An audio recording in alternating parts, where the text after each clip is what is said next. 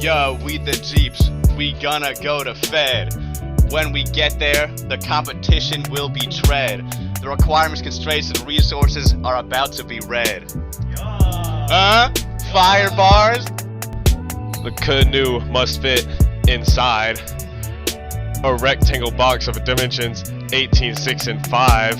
Optimize our area and our boat will thrive. Yeah, I'm not gonna freestyle the rest. Okay. Canoe must be made completely out of concrete, so we can't use foam and paint over it like other groups did. Say the surface needs to have a smooth finish at the end. It has to have a V-shaped cross section and bow and stern. Yeah, and then it's gotta float.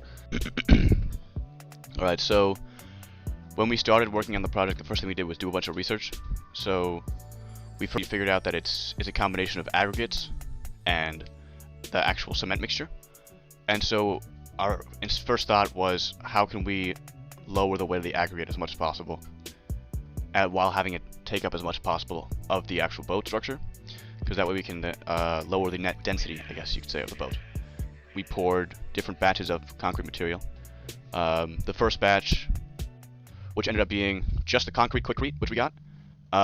Then we took a sieve and filtered out the large rocks, the coarse aggregate out of the concrete, and replaced the coarse aggregate with fiberglass. And then we did the same thing but with perlite as our third test. And then the fourth test was no sifting, but adding perlite. At which point we weighed each of the blocks. From this information, we then had a destructive test where we destroyed our tests, and we found that there was a very clear trend in weight to strength. And we found that the just perlite, no coarse aggregate in terms of rocks, was significantly weaker than the other mixtures. But we found that as a result of that, it wouldn't be very viable to have a boat that would potentially destroy itself and fracture really easily. So we settled upon the fourth mix, which was perlite with the rock aggregates and water. What we did next is we went into Fusion 360 and we made a model of our canoe. From the top, we have our V shape on this side and here. Say there was no requirement for the actual angle, so we had to just come up with what we thought was relatively right. But we also wanted to optimize it by giving it the biggest base possible. So that's why it's pretty blocky and square-like, so it displaces the most water. But we made the actual boat here, and then from that we made a mold out of the negative. So all this and this inside is cut out, and we made a top and a bottom piece. We realized, hey, if we print it out, it's too big to make into just a top and a bottom, so we had to cut it into 4 different pieces and use dowels and glue the 2 bottom pieces together and then glue the 2 top pieces together, and then they should all fit on top of each other just like this. And 3D printed the base mold.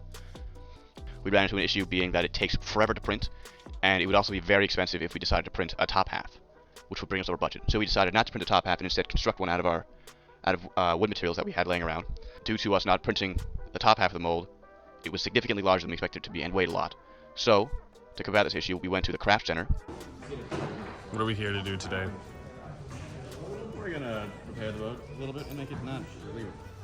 Borrowed rasps and sanded down the corners, edges, and the inside of the boat. This way we could also improve the V shape so that we could remain within the criteria.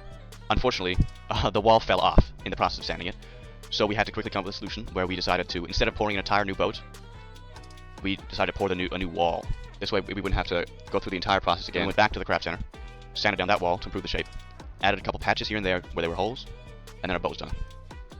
Hooray! We finally made it to Fed. We made a beautiful poster explaining our design cycle and process, which they didn't even come around to check, which was lovely. A good waste of our time. But the main idea, our boat floated and it passed all the criteria, so we actually got to compete. I think out of everybody there, we were probably like right in the middle half, like 8th place out of like 17 or so. Our boat held 1.5 pounds worth of marbles, which is pretty solid. I'm content with that. Something that I would probably, like some advice that I would give to freshmen is probably to start as early as possible, and that's in like anything class related. I feel like some of the projects that are in the Fed design project, especially like Concrete Canoe, it can be really difficult to get things done and kind of have lots of molds.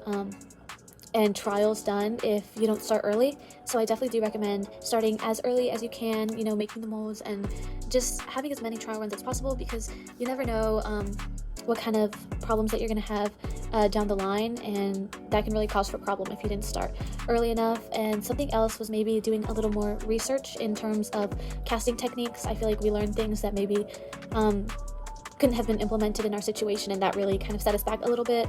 And also just overall making more videos, because we didn't really know that we had to do a video. So taking more videos and taking more pictures and just kind of documenting the whole engineering design process as we went along, so that it could be easily implemented into our video or even our poster.